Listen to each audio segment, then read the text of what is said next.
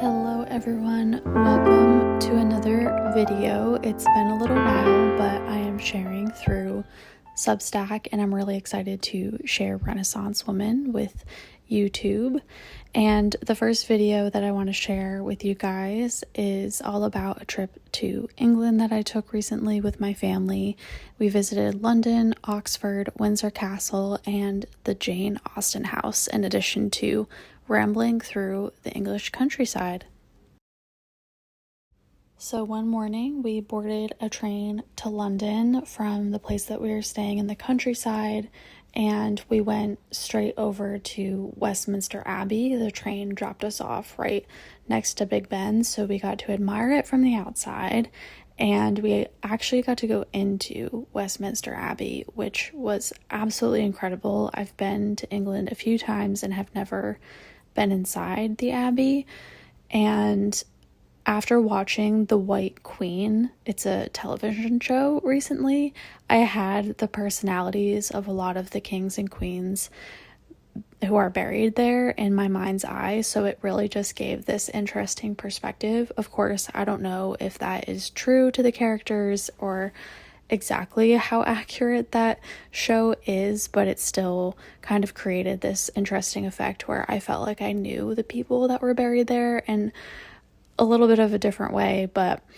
it just gave this unique insight. So highly recommend watching the show. It's very good.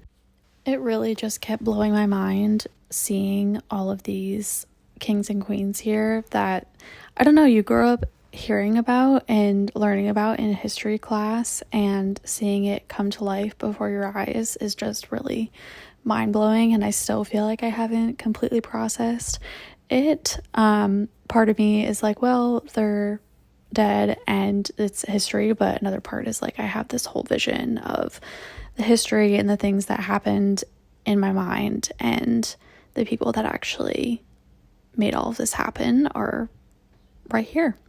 And the one part that really blew my mind was seeing Anne Neville. She was the Kingmaker's daughter. I don't know much about this part of history, but the Tudors versus the Yorks is like the theme of the White Queen show, and so I ended up like going on a deep dive when I was watching that show to learn about the Tudors versus the Yorks, and I don't know, her grave impacted me the most for sure. But afterwards we walked through St. James's Park up to Buckingham Palace to view it from the outside. If you have the opportunity and you go to England between July and August, Buckingham Palace, the staterooms are open and you can see the paintings, and it's a wonderful, really quick tour, which I loved when I was here last time. And the English Rose is a cafe and tea shop really close to Buckingham Palace. It's delicious for tea. We also took a classic black cab and went to Harrods. Highly recommend you just window shop and look around, and there's a whole gift shop in the basement, which was amazing to see. And afterwards we finished off the day at Claret's, which is a French restaurant in Marylebone, before we caught the train back. And all in all, tiring but a wonderful day. Another trip we did was to Oxford, but before we went we stopped at the Grange, which is a cafe for hearing dogs for deaf people, and it was just adorable to be able to support that cause. And then we drove and caught a bus into Oxford, and immediately we were walking up the street to the Bridge of Sighs, and it's literally like stepping into a novel. You hear about how beautiful Oxford is, but it's very true. It's just amazing and incredible to be here, and it just feels like a normal college campus in a way, but just obviously on a completely different level architecturally, especially knowing that Harry Potter was filmed here. We went into the Divinity School where they filmed a lot of the scenes, and it's just this tiny little room in a way, but it's incredible and just very beautiful architecture, as you'll see here, where the windows are just going all the way up to the ceiling and the sun started to peek through the clouds, and it was incredible. And then you walk around the corner and see the Radcliffe camera, which is just this iconic library, and the vaults and garden was where we had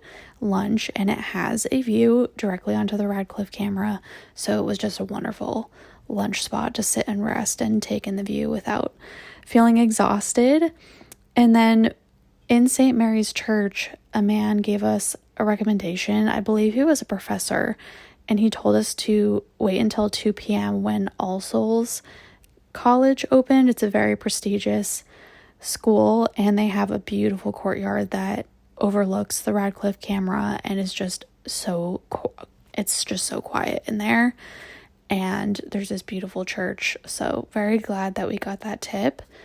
And we continued to walk the streets. We went into Scriptum, which is a stationery and papery shop it's very cramped in there and it's very busy, but just has beautiful, beautiful items. And then we walked over to Blackwell's bookshop, probably the biggest bookshop I've ever been in my life. I did not know what to expect. My mom and my sister found a lot of these places, but it went on forever. And we ended the Oxford day at the Turf Tavern, which was recommended to me by my partner Mike, who studied at Oxford for a year, and just having fish and chips at the end of the day, 10 out of 10. Before we went to Windsor Castle, we stopped again at a place for breakfast closer to us called Peterlee Farm, and it was delicious. I got the shakshuka.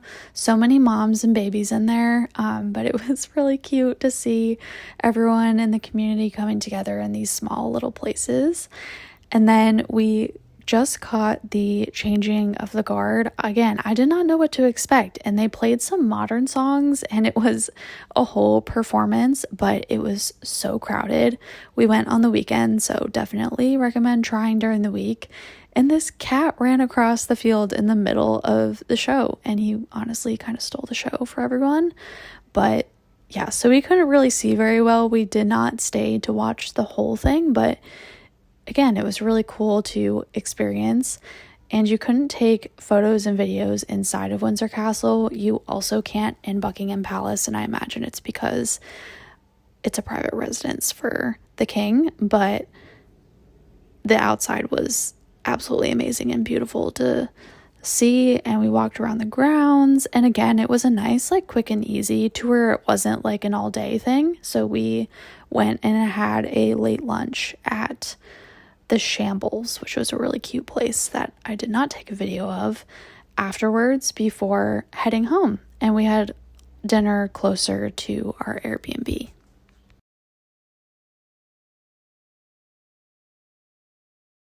On our last day, we went to Jane Austen's house. It was the last place that she lived before she died, and where she wrote all of her novels, which I did not know that she was in her 30s and 40s when she finally sat down to finalize and try to publish all of her books. And she actually didn't publish most of them before she died. They became a hit after she died. So this was all really interesting to me, and it was really inspirational because I really struggle with feeling like I'm doing things late in life, and that just wasn't the case for Jane Austen. She just tried to write whenever she could. She had financial struggles, and it wasn't until like midlife that she started to have time to devote to her writing and her creative practice. So this was just a really nice, again, like very digestible museum. It didn't take very long to walk through, and there was a whole garden with chairs, so they encouraged you to sit down and just bask in the light and the flowers and just be in Jane Austen's space and soak up that energy. And I absolutely loved that about this museum. They had so many personal touches and notes, and a lot of things were repeated throughout the house, but I found that to be nice because it just felt like I wasn't missing anything. And if I felt like I kind of had to rush through a section because there were a lot of people around and the tiny rooms got crowded, then I could read the same thing in another place or have like more opportunities to read and move throughout the house and just experience every aspect of Jane Austen. But after that, we went back home. Again, it was a really like short half-day trip, and just explored where we were staying a little bit more. And these are some clips from the beginning of our trip, but Sawstreen is my favorite place to shop ever. They have the cutest things, and M&S as well. They have wonderful clothes that we just don't have here. But I hope you enjoyed this video, and I'll see you soon.